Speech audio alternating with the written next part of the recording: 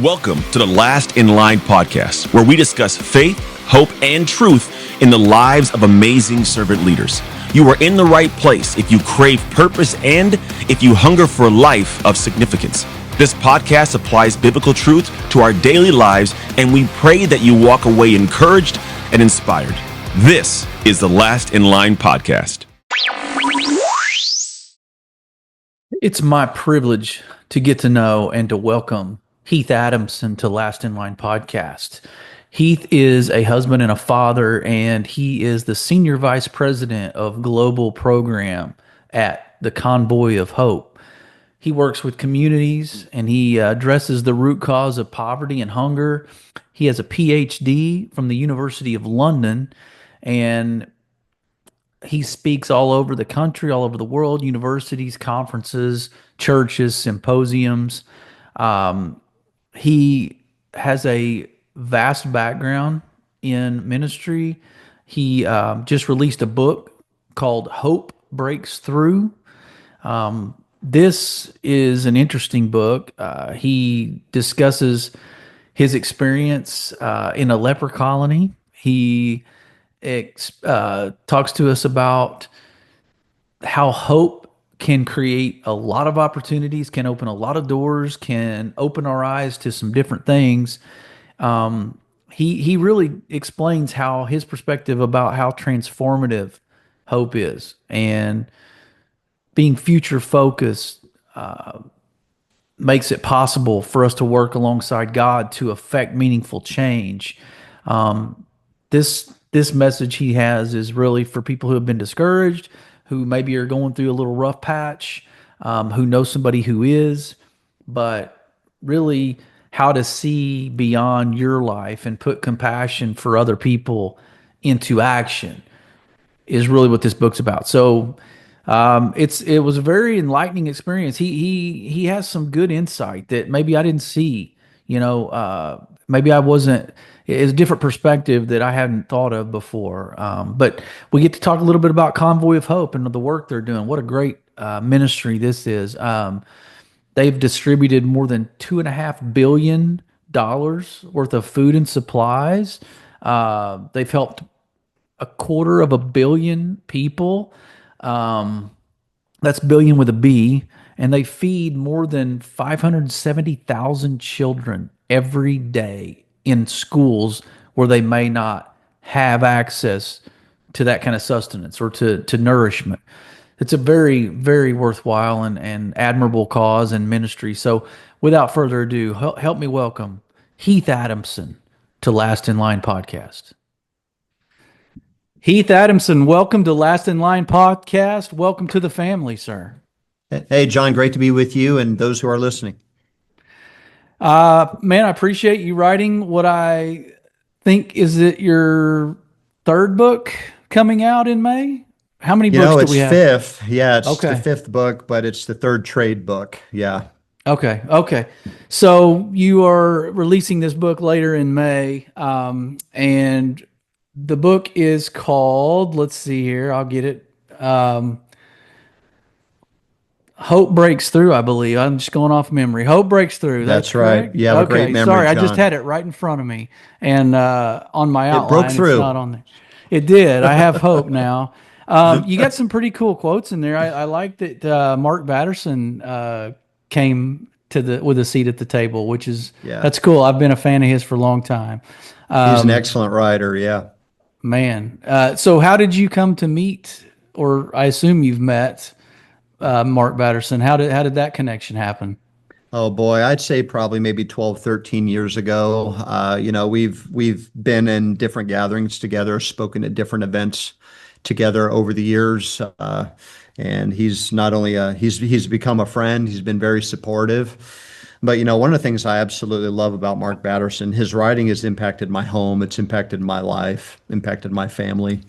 But the first trade book I ever wrote was called Grace in the Valley. And I devoted 3 years and studied Psalm 23. I was just walking through some things in my life that were hard to explain. Sometimes what you know to be true about God doesn't line up with your daily experience. And so just on my journey, I studied Psalm 23, wrote a book, and Mark believed in it. He believed in the message. He believed in me, and he linked arms with me, and he's been kind ever since. That's great. I'm gonna have to get my hands on that one because as many others, have a soft place in my heart. In fact, I say it every morning. I recite it, the 23rd Psalm and the Lord's Prayer, and it just Yeah. helps kind of develop a foundation for prayer the rest of the morning. And I wrote Mhm. a devotional the YouVersion published, the Bible app published, that was about Psalm 23. So I'm gonna have to get a copy of that because I love the focus of that, and we could spend an hour talking about that. But maybe we bring you back and. So give my guys maybe a little idea backstage of Yeah. Heath Adamson, a safe place to land for us as far as your background and Yeah. you know cradle to grave Christian. How did you get there? If so, how did you kind of take ownership of your faith journey? Yeah. So I'll give you the shorter version, and if you want more, just pull it out of me. How's that, John? Yep, yep. All right. So yeah, I would say I found out that God was real when I was 17. And so no, I did not grow up in church. I did not grow up in a home where, the gospel was at the center. We really didn't know who Jesus was when I was growing up. And so, but when I was 17, that's when I met him. And my heart was awakened, my eyes were opened, and I was introduced to who I was, which, without him is not a good thing. I realized I was broken. I grew up in an unusual home. There were just a lot of challenges and issues. I won't get into it, but when you grow up in a home where God is not at the center, it's really hard to find anything that means something.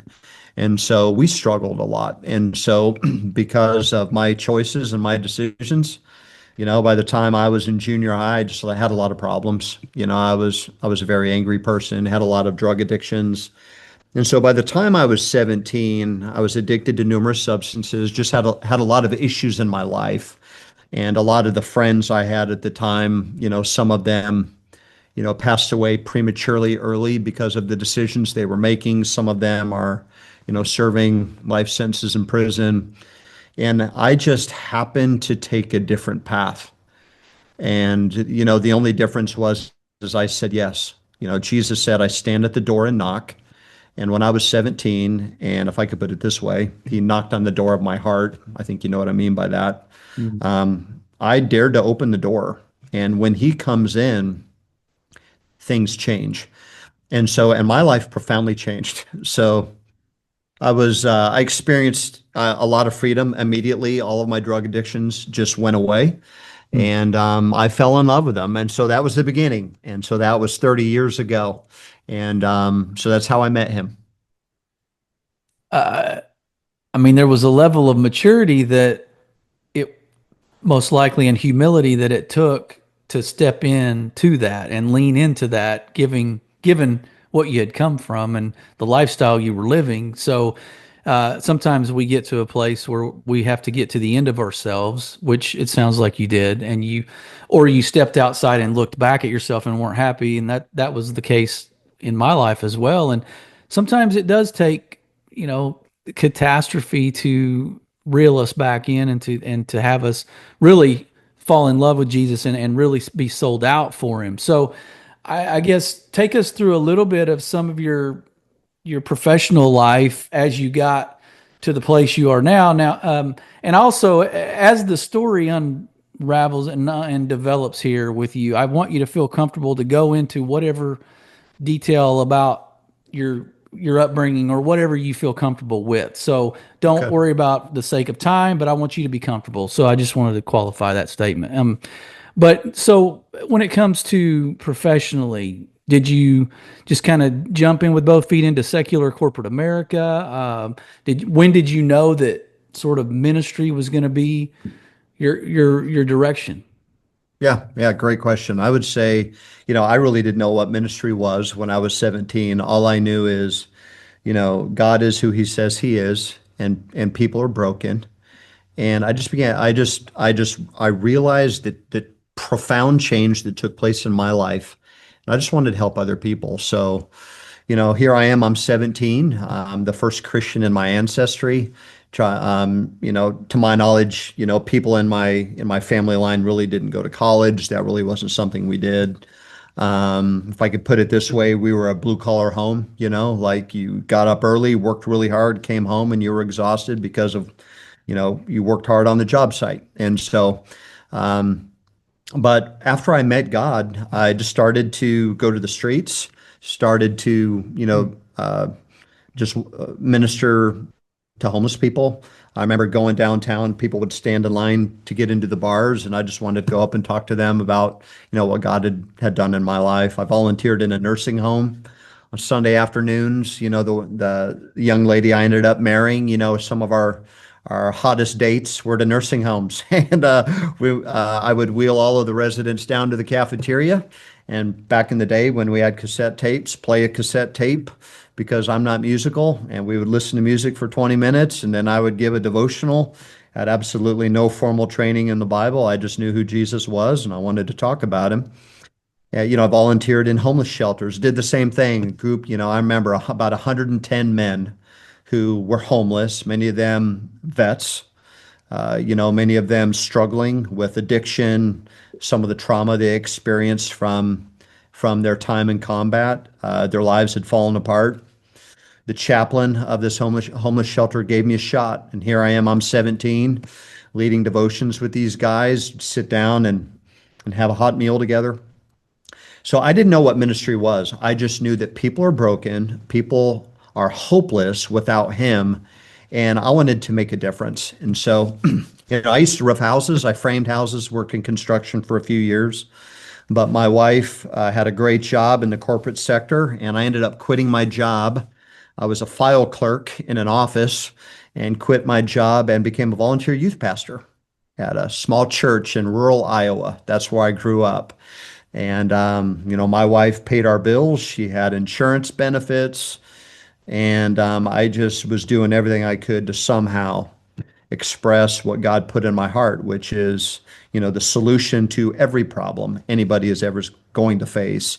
It starts and ends with him.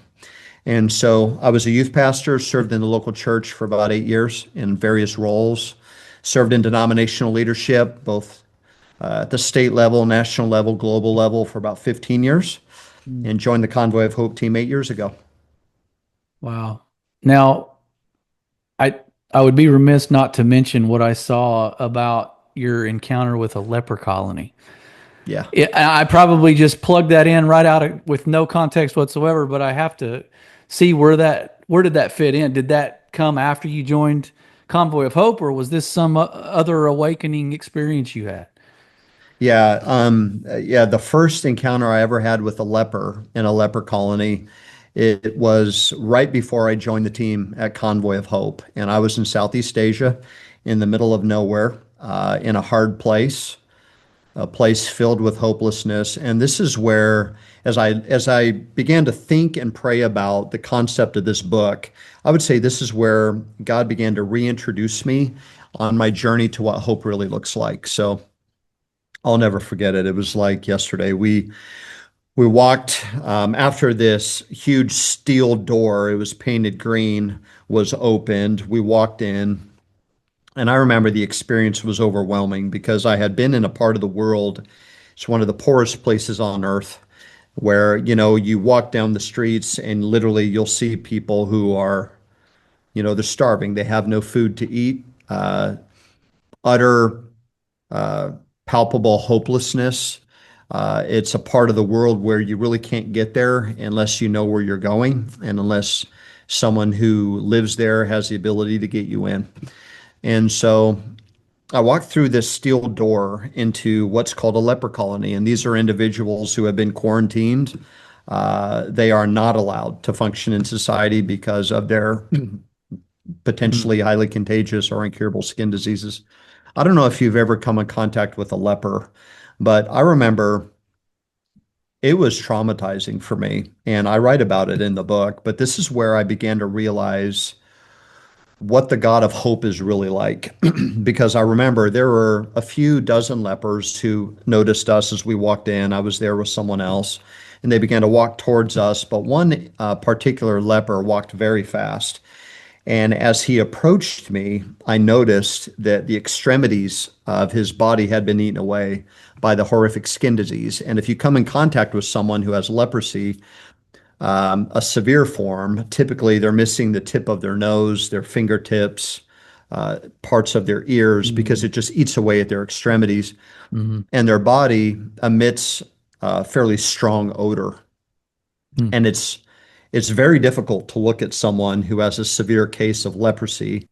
Now, I want to be clear, there are different types of skin disease that the Bible talks about. Leprosy, there are different categories, different severities. But this individual I was looking at, he was broken, he was hurting, but he was smiling. And as he got close to me, I began to smell the odor that was coming from his body. And immediately, and I'm still embarrassed to say this, my gag reflex kicked in and I started to dry heave. And so here I am, literally face to face, like I am, talking with you. And I'm standing in front of this individual who is utterly broken, not just because of his external appearance, but, just imagine what it's like to be told you can no longer go home. If you're married or you have kids, you can no longer see your children. You can no longer work again. You basically need to be confined for the rest of your life as a recluse in isolation. You can never go back to living life the way it was designed to be lived. Well, this is his reality. This is the reality of everyone who was around him. And so my gag reflex kicks in. I turn away and I'm dry heaving. I'm trying to get my composure. Here's this individual who came up to me and he just wanted to say hello. But I had never come in contact with someone that was struggling with the disease he was. And as I was getting my composure, my mind took me back to that moment. And you can read about this in the gospel where Jesus comes in contact with a leper. It's one of my favorite stories. And what I love about the story is Jesus does not dry heave. Jesus is not, overcome by the sight. Actually, Jesus performs two miracles. One miracle is he heals the leper. The disease disappears.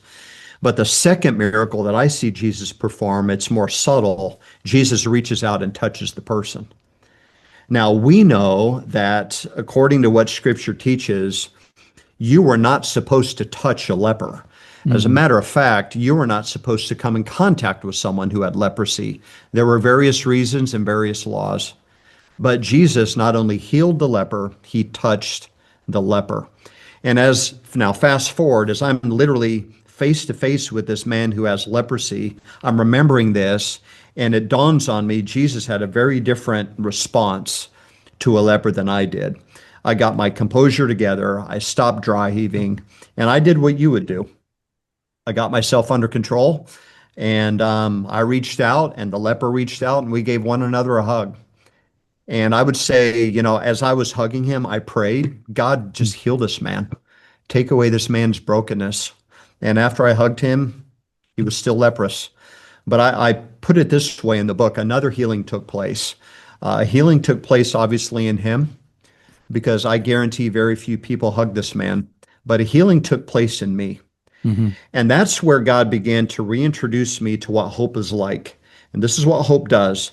Hope is the recognition that there is a God who says nothing is untouchable. Everything is within my reach. And that's how powerful hope is, because we all face situations that seem impossible. We all face situations that candidly at times can make us feel like there's no way we can move forward. Sometimes it causes us to turn away and say, I just can't deal with this anymore, like I did in the leper colony. But hope says, you know what? There is nothing and there is nobody beyond God's reach. So that's really where the concept of the book began. That's so good.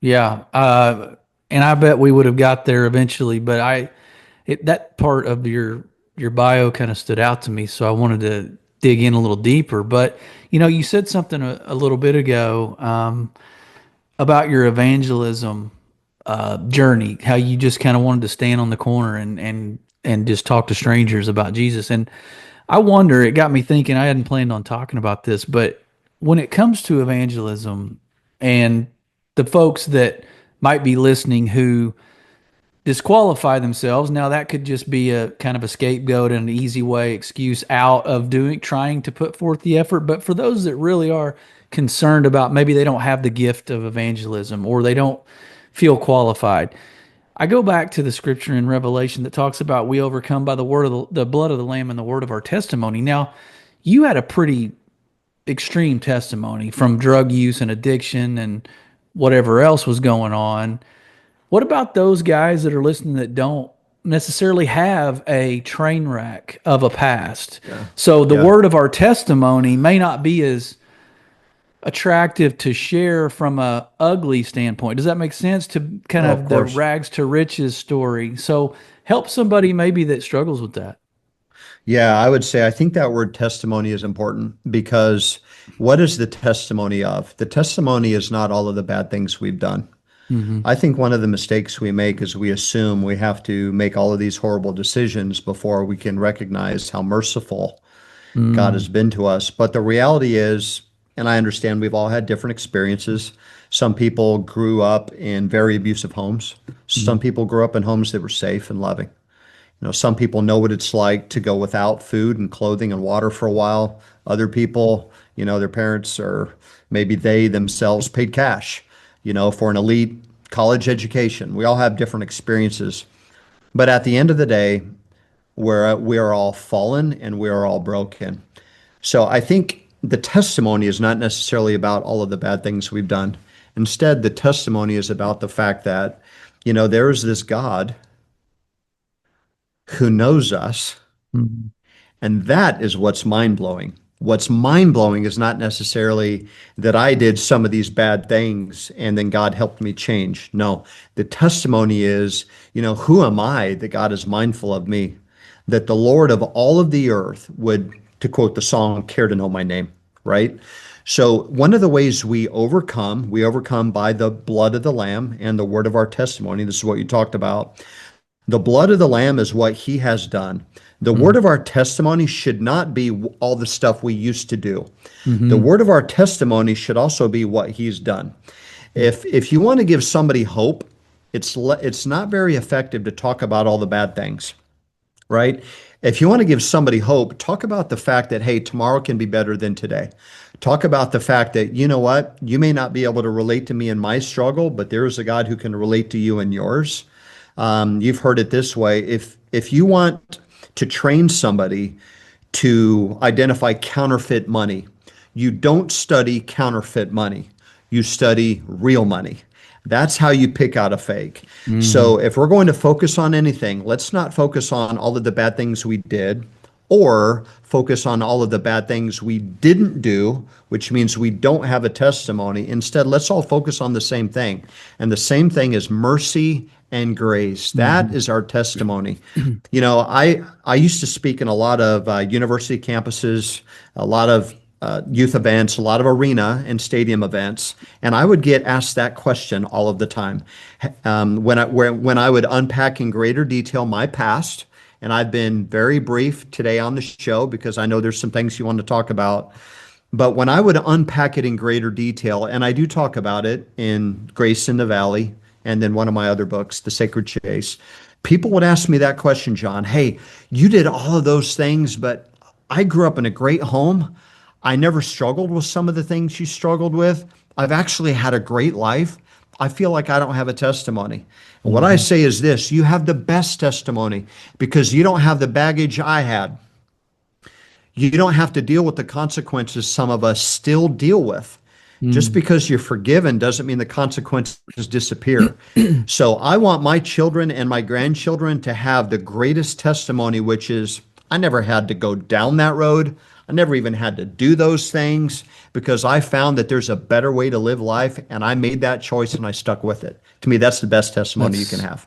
That's powerful. Yeah, that's well said. I like that about the children. You would never want them to have to go through the same things just so they could have a badge of honor of suffering and sin. I think sometimes the misconception is that we have to align our empathy with the person we're talking to, or we don't have a powerful witness. I think we have to we feel like we have to empathize on their level, and that's not necessarily the case, because, like, to your point, we all are equally broken in God's eyes. We all come from, the garden where sin entered the world. So we're all broken. We all were redeemed. And those of us that trust in Christ, the blood washed all that, and the blood, Yeah. saved us. So we referenced, transition a little bit, but we referenced Mark Batterson a second ago. And I wanted to touch on this quote that he had about your book, because I think it's important. I want to get maybe your insight on it. It says this book, talking about your book, gives powerful invitation to overcome this spiritual poverty and help others do the same without sugarcoating the world we live in. So tell us what spiritual poverty is. I mean, Yeah. on the surface, we could maybe, infer some things, and then talk about why sugarcoating is problematic to this context. Yeah. I devote an entire chapter to the topic of spiritual poverty, and the phrase comes from a conversation Jesus had with his church that's written down in the book of Revelation, chapter 3, directed towards the church of Laodicea. Now, what's interesting about the church of Laodicea in the first century, it was in a place that was actually very wealthy. We know that because in the year AD 60, there was an earthquake that decimated the city of Laodicea. And ancient Roman and Greek historians write about this. They say that the city of Laodicea actually refused help that the Roman Empire offered them to rebuild, because they had more than enough of their own resource to do that. So it was a wealthy city. We also know that there was a wealthy Jewish population. Now, remember, at this time in history, as Christians, many of the Christians, if I can put it this way, were people of the Jewish faith who are putting their hope in Jesus. And so, I think today we look at Christianity and the Jewish faith and they seem separate. But in the first century, they were kind of blended. People were trying to figure out how things work together a little bit. And the Jewish population in the city of Laodicea, and again, you can read about this all throughout history, they used to pay their what was called temple tax in Jerusalem with gold. And they were paying so much in gold that in AD 62, the Roman leader actually made it illegal for anybody to remove gold from the city of Laodicea, because so much money was leaving Laodicea and going to Jerusalem because the people of the Jewish faith were paying their tax. So why do I say all that? There was a lot of gold in the city. There was a lot of money in the city. Also, there was a factory in the city. They were known for their ability to create what is called Phrygian powder. It was an eye salve. So people who had infections in their eyes would actually purchase this salve, this ointment, this powder that was produced in this medical factory in the city of Laodicea. Lastly, the city of Laodicea had a lot of money.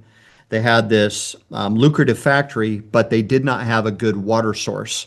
So the Roman engineers built underground aqueducts, and they channeled hot water in from the north. It was about 6 miles away, these hot springs. And then there was a cold water mountain stream 10 miles south of the city, and they piped cold water in. So here's the city, had access to a lot of gold.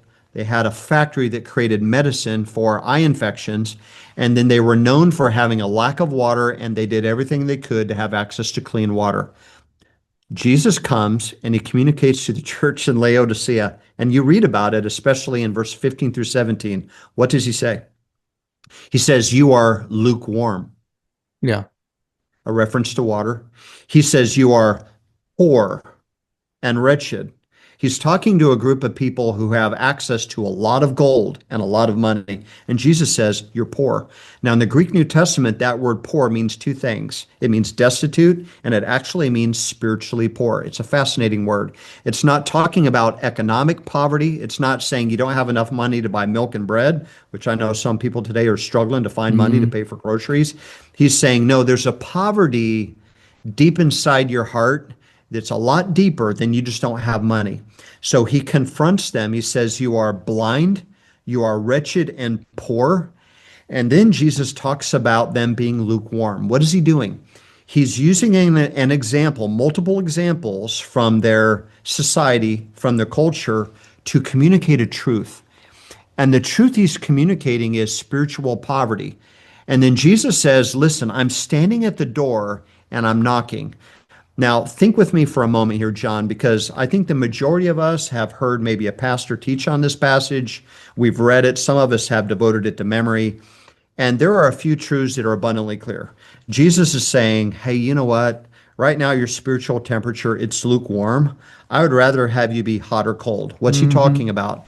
He's saying, hey, you know what? If you're going to follow me with all of your heart. If you're going to serve me, do it wholeheartedly. Let's not play games.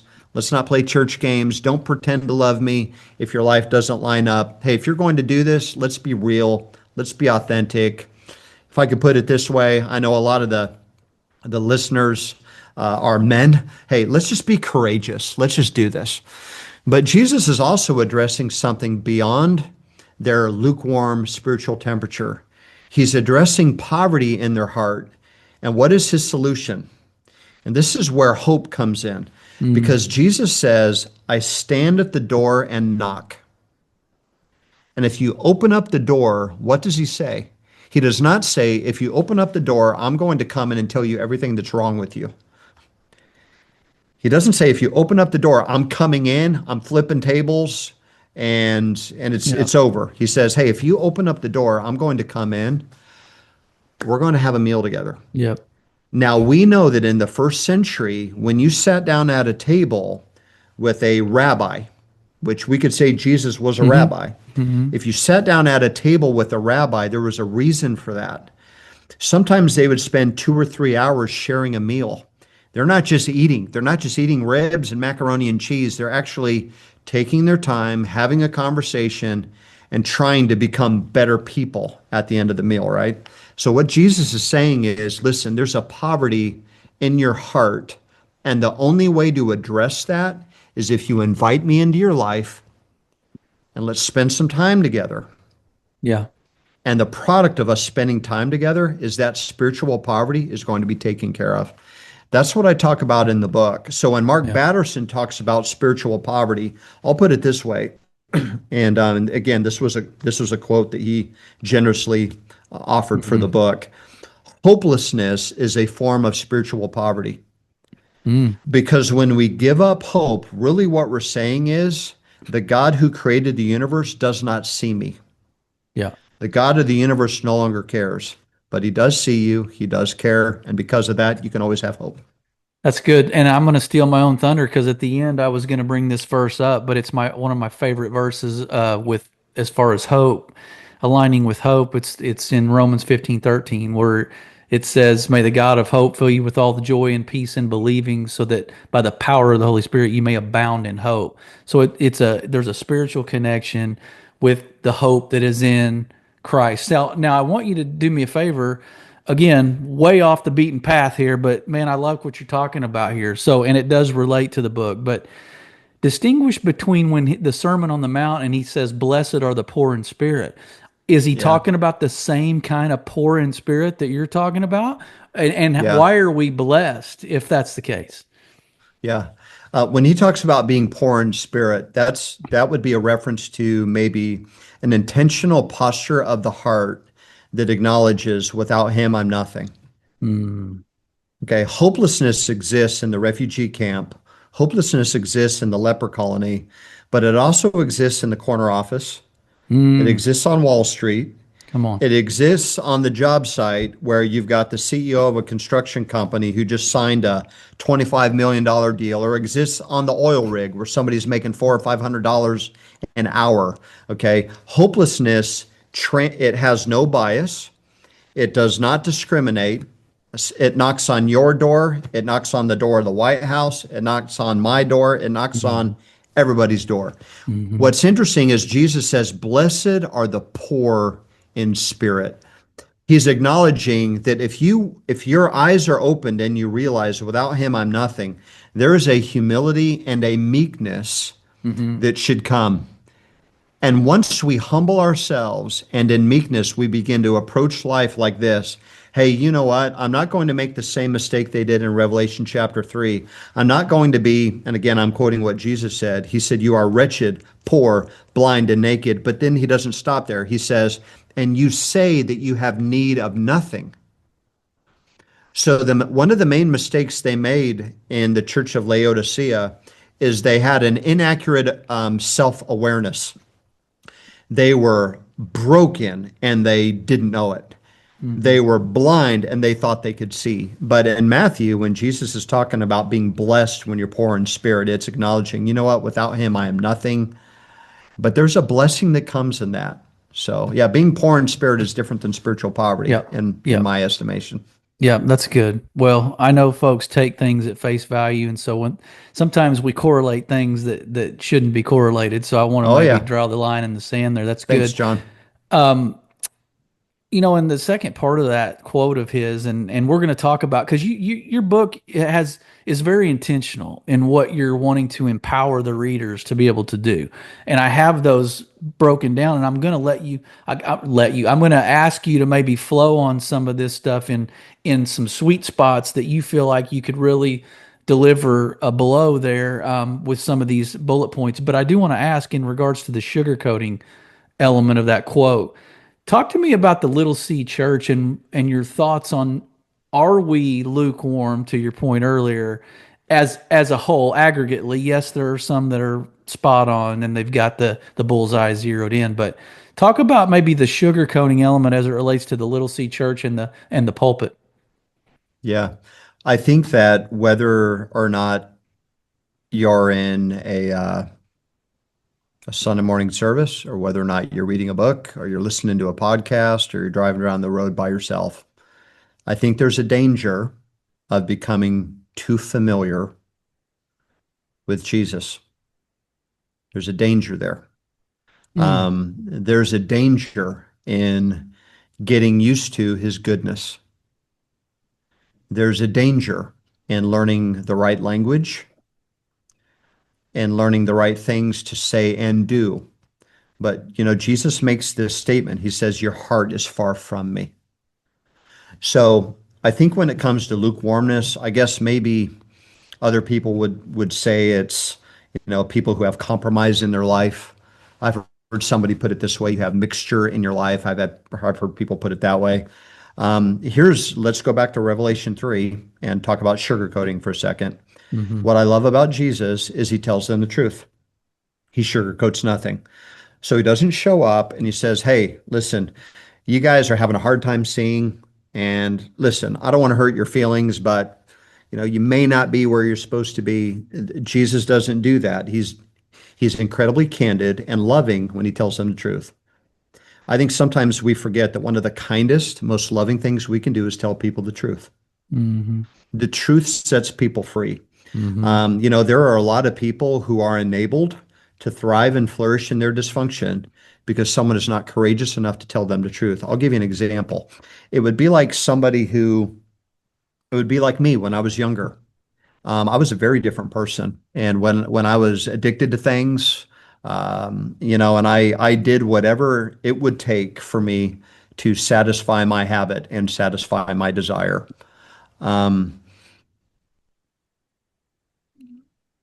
I didn't change until somebody confronted me with the truth. And the person who confronted me with the truth was Jesus. Jesus didn't show up in my life and say, hey, you know what, Heath, you can keep abusing drugs. You can keep living the life of crime that you're living, and just add me to your life. No, he convicted me of everything I was doing. He made it abundantly clear that the choices I was making were inferior, and I had a decision to make. I was either going to go all in or not. Somebody put it this way once: 99% obedience is 100% compromise.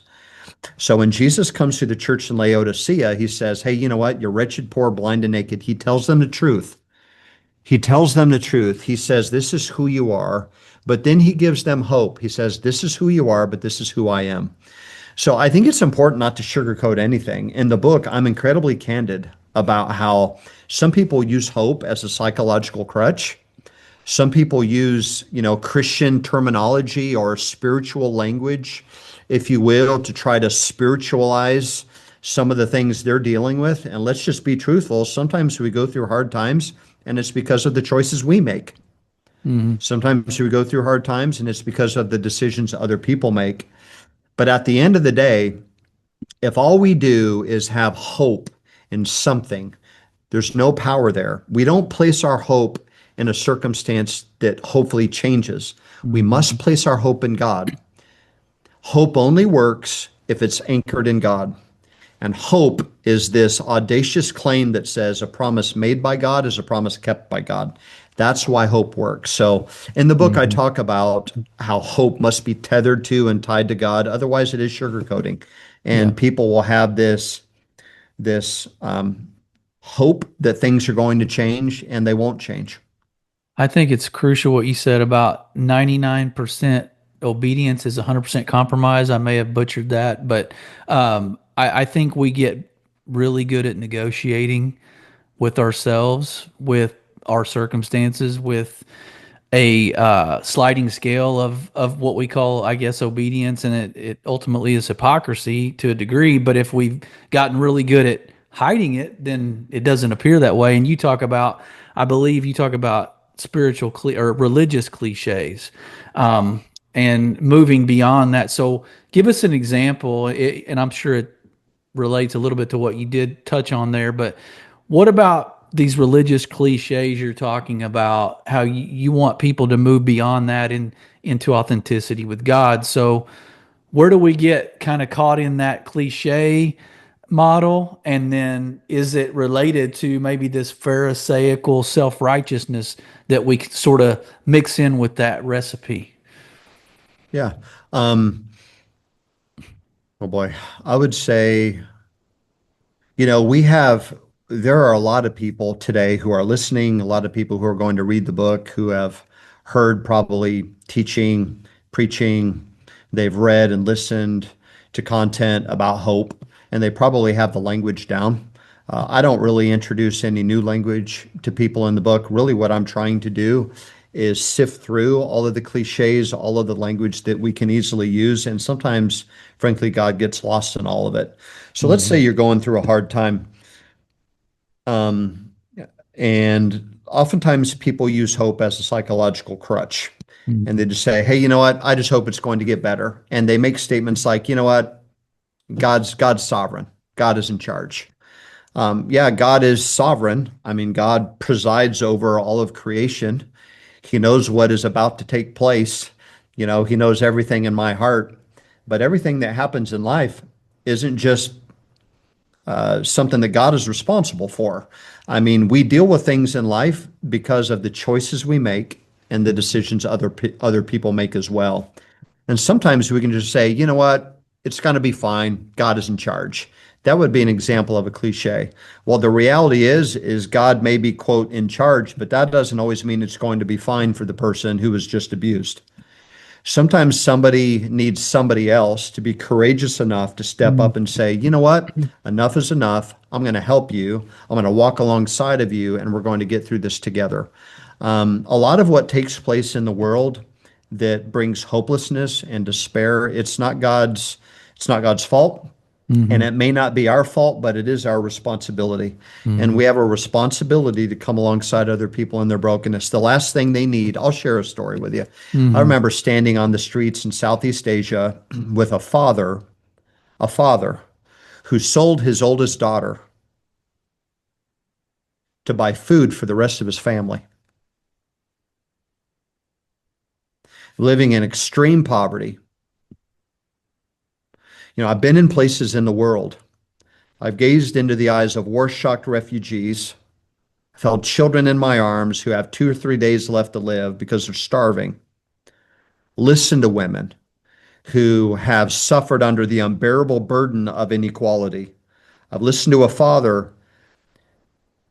I remember the look in his eyes, just covered in immense shame, deep regret because he had no hope. He needed to figure out a way to pay for the food, for the rice to feed the rest of his kids. He sold his daughter. The last thing that man needs me to do is say, hey, you know what? God is good. Mhm. God has nothing to do with it in that moment. This man is deeply broken. He's deeply ashamed. And if anybody knows that, it's God. And that's when God draws near. And hopefully, God draws near through us. Hope does something to us and it does something through us.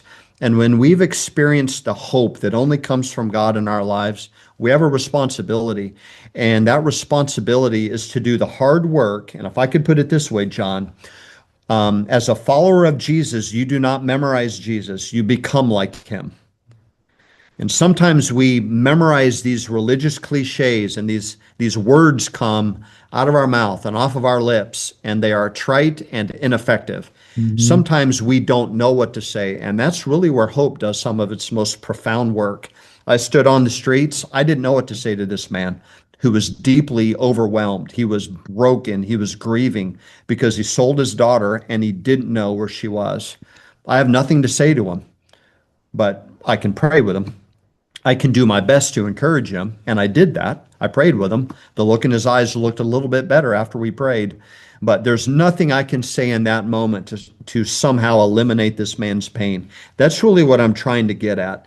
The world is utterly broken, and right now people in the world are struggling to find hope.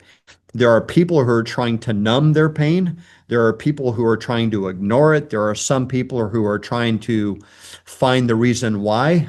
But it's much more effective to just decide, hey, you know what? I'm going to do something about it. And it really starts with hope. One of my favorite promises is this: anyone who hopes in the Lord will never be put to shame.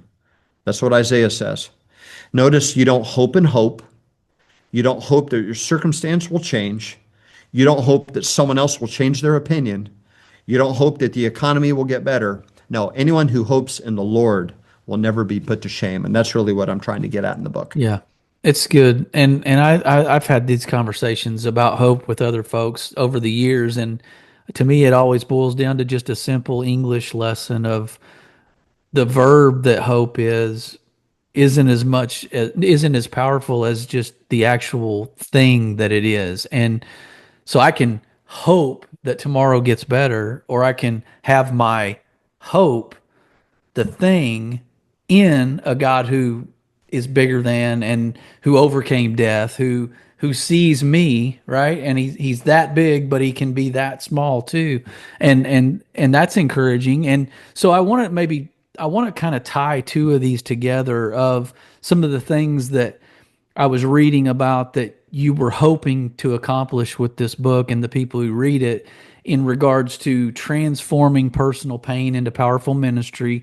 And then also you mentioned something about seizing God's possibilities in impossible situations. So it all ties together, of course, into the overarching theme of hope. But maybe talk to somebody about how to transform that pain into a powerful ministry. Yeah. One of the things that I often say is impossible is a word used by people who forget that God walks among them.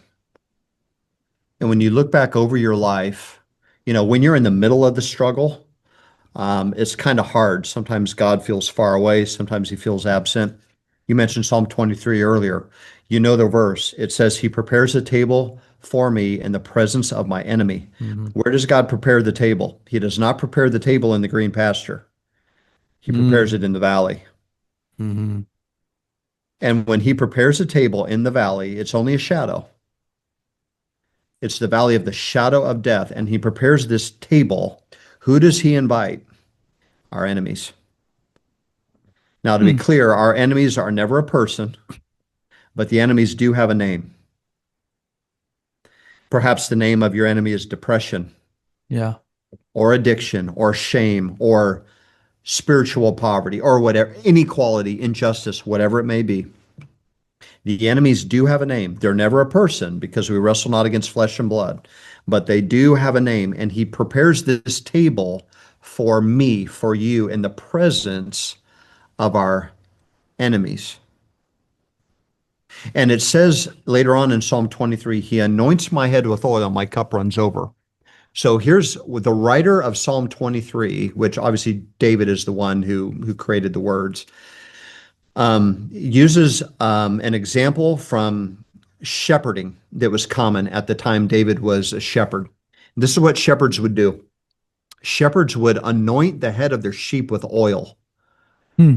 And the oil had two purposes. Number one, it had medicinal purpose. It killed parasites.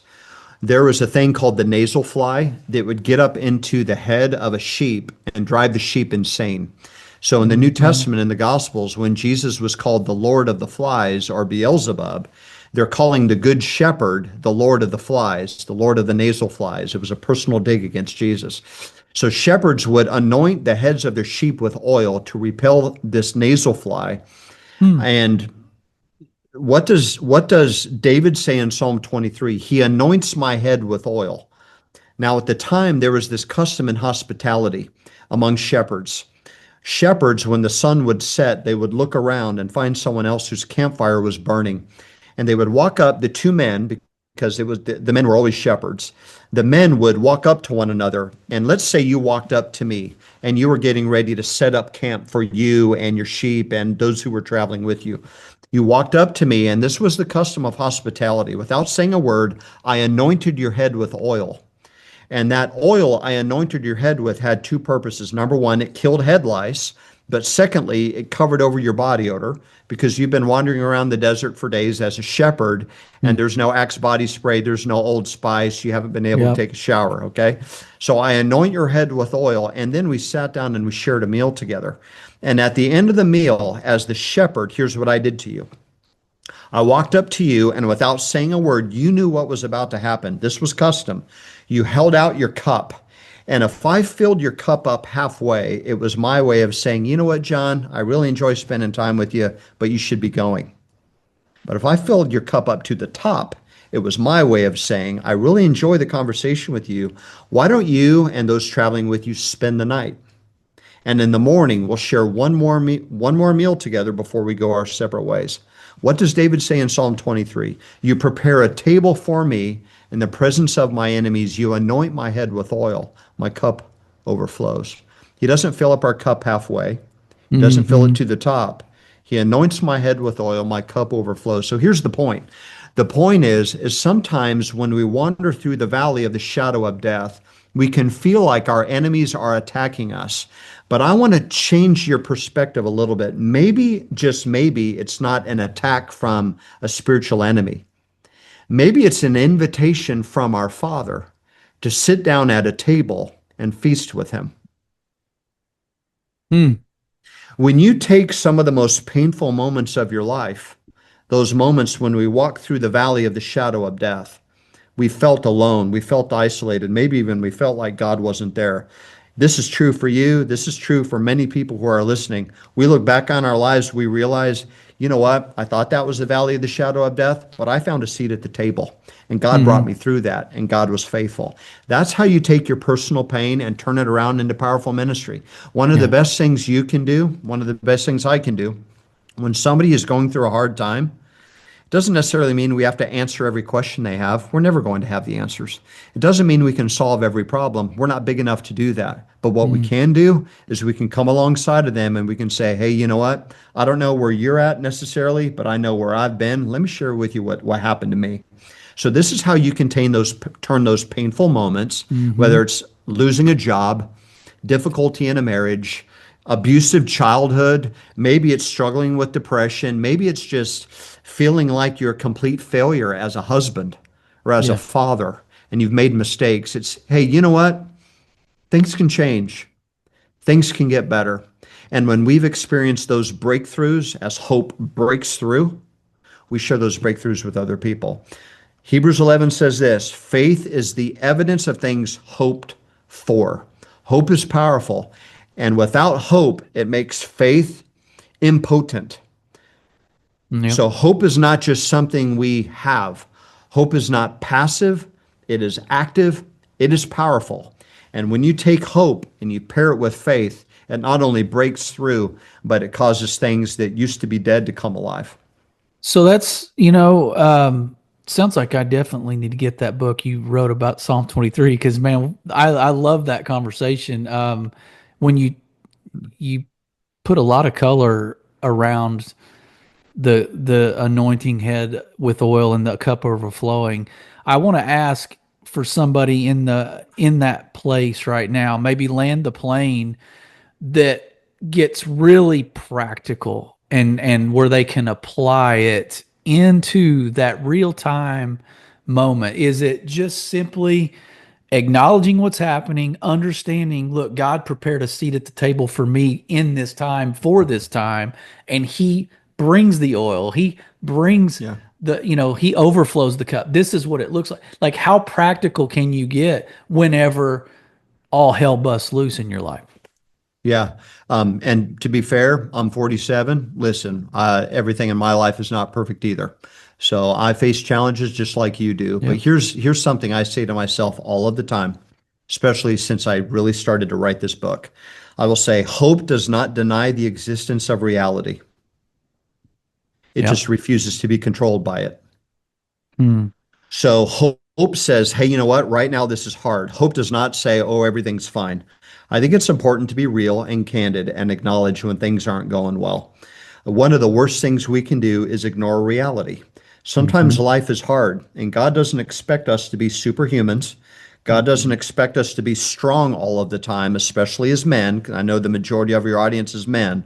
God expects us to be real and authentic. In Psalm 23, David doesn't say, oh, there's no enemies, everything's fine. God is here, everything's good. No, he says, I'm surrounded by my enemies right now, but there's a table, and God prepared a seat just for me. Hope does not deny reality. It just refuses to be controlled by it. And here's one practical tip, and then Mhm. I'll be That's done. good. One of the best things we can do in prayer is acknowledge before God exactly what it is that is overwhelming us, that is grieving us, that is Mhm. breaking our heart, or that is making us terrified. I think it's important to acknowledge it, and then we invite God into that. And once we do that, impossibilities bow their knee when God comes. When Jesus raised Lazarus from the dead, all he had to do was speak a word. Yep. So we acknowledge in prayer. We don't give undue credit to the giant we're facing.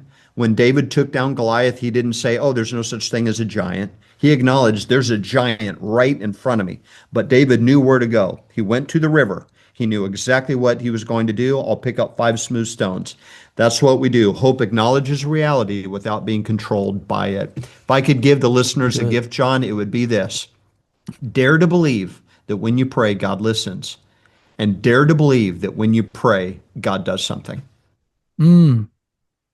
Yeah, that's man, that's powerful to show people just how real it can be, and it's not just words on a page, and it's not just like you said earlier, spiritual cliche, just for the sake of sounding holy, right? Yeah.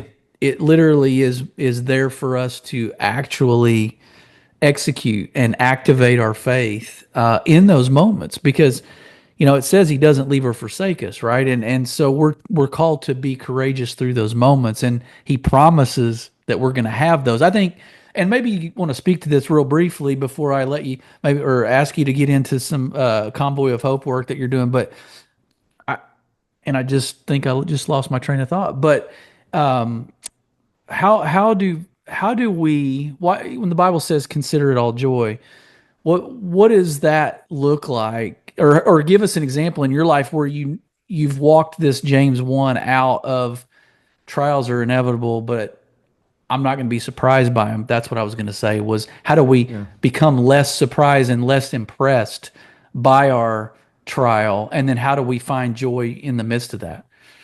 Yeah, I think joy is not circumstantial, right? Joy is acknowledging that this isn't the end of the story. So Hmm. when James says, hey, consider it all joy when you face trials of many kinds. Why? Because these trials produce a few things. They produce character, perseverance. The reason, and considering it joy doesn't mean that you deny reality. Yeah. When you're going through the hardest season of your life, you don't put a smile on your face and use a religious cliche and say, God is good and everything's going to be fine. It's okay to be a human being and acknowledge, right now I'm really struggling. This is hard. But you don't put a period there, you put a comma. You put a comma and you say, but hey, you know what? This isn't the end of the story. God is the author of this book. He's not finished writing chapters. I'm going to put my faith in him. And what I don't see is much more real than what I do see. Yeah. So Yeah. And that's the way I do it. to your point, I think if we understood that that particular pain and situation is meant to be used for our ministry down the road, maybe it wraps our brain around it a little better, maybe a little more comfortably. Not to say that we're seeking comfort in the moment, but let's say if we took our eyes off of how devastated we are and thought, wow, this might just be another tool that I use in my ministry down the road. If we had a bigger picture perspective, I think maybe it hurts less. I don't know. Maybe it still hurts just as much, but at least we find purpose in that pain, like you're talking about. So, talk to us about Convoy of Hope, man, before I let you Yeah. go. Give us kind of some ideas of how all the work you're doing and feeding folks and kind of give us some big picture on that. Yeah, yeah. So if you want to learn more, go to convoyofhope.org. We just want to help people. We believe that hope is powerful. It transforms lives. We do quite a few things. When a hurricane, an earthquake, a tsunami destroys lives, we respond swiftly. Long after the news channels move on to the next story, we stick around. We're still helping people rebuild in North Carolina and Florida, because Hurricane Milton and Hurricane Helene blew through. We're still on the ground helping people in California and LA with the wildfires. All over the world, we're coming alongside people in their most desperate hour. Sometimes hope is very practical. Sometimes hope requires more than just saying a prayer or saying, hey, I'll pray for you. Sometimes hope is practical, like a bag of groceries, or a kit for a mother who just lost her home because of a hurricane, and literally she could use a package of diapers.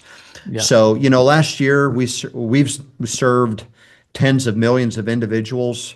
We've served hundreds of millions of individuals around the world in the 31 years of our history. This morning when you woke up, we fed 639,000 children. Many of them their daily meal in some of the most remote, impoverished areas of the world. We come alongside women who are struggling under inequality, struggling to put food on their own tables. Women who are raising 4 kids in the middle of nowhere in remote Africa, Southeast Asia. Also coming alongside women right here in the United States that are struggling, just trying to figure out a way to make it to the next day. Come alongside farmers. Help farmers, especially in developing nations, learn how to respond to drought, climate shock. They put food not only on their own tables, but generate enough food to feed communities. Really what we're trying to do, John, is we confront poverty and suffering, because God is not the author of poverty. He is not the author of suffering. He did not create these things in the garden. These things are a result of the decision Adam and Eve made when they took the fruit off of the tree and ate it. So poverty and suffering are things the evil one uses to create hopelessness, to create bondage, to create insecurity. And so we get really practical and we come alongside those who are hurting. We do it with the church. We do it with people like you. Hey, let's just not only make a difference, let's make the difference and give hope to people. So that's what we do. That's what we're about. And we're thankful to be a part of it. That's so good. That's so good. And so where can we obviously get your book at Amazon here in the last week of May is going to be released, but where else can we maybe support you personally or find your other resources? Yeah, if you're interested in any of the other books I've written, they're anywhere books are sold. I think probably the two you'd be interested in would be Grace in the Valley. I had spent 3 years studying Psalm 23, had quite a few conversations with some rabbis in Israel to kind of help pique my curiosity with some of the content. And then I wrote a book called The Sacred Chase. And The Sacred Chase, I wrote a book based on the moment the gentleman in Mark chapter 5, we don't know his name. They called him Legion. He had this moment with Jesus and it changed his life. And, I'm a firm believer that we are as close to God as we want to be. And, we have unlimited access to him. And I don't know about you, but I don't want to just know God a little bit. I mean, I want to be as close to him as I possibly can be, regardless of what we do for a living. Being close to God isn't just for preachers. Being close to God is for every husband, every wife, every son, daughter, brother, sister on the planet. let's just know him, and let's know him as much as we possibly can. So those books are available everywhere books are sold. But check out convoyofhope.org. I'm less interested in people supporting me. If I could just ask a favor of any of the listeners, find somebody, be kind to them, do good. When you walk through the grocery store, think about paying for the groceries of that elderly person in front of you who's trying to live off of, government subsistence.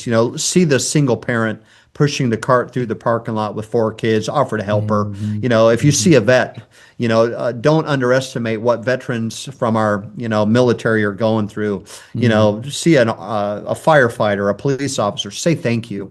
Buy him or her a cup of coffee. Let's just find somebody, and to quote Mother Teresa, do the next kind thing.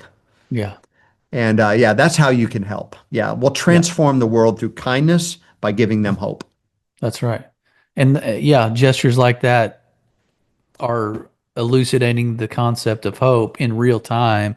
And enough of those, I think we all have a better outlook about our fellow man, because right now it might be a little skewed toward our fellow man. So I appreciate it. It's been an honor to have you. Maybe we can bring you back to dive into the Psalm 23 book, because I know it was not your most recent, but it's a wealth of conversation. So with that, audience, he's been the one and only Heath Adamson. We've been Last in Line. Be blessed.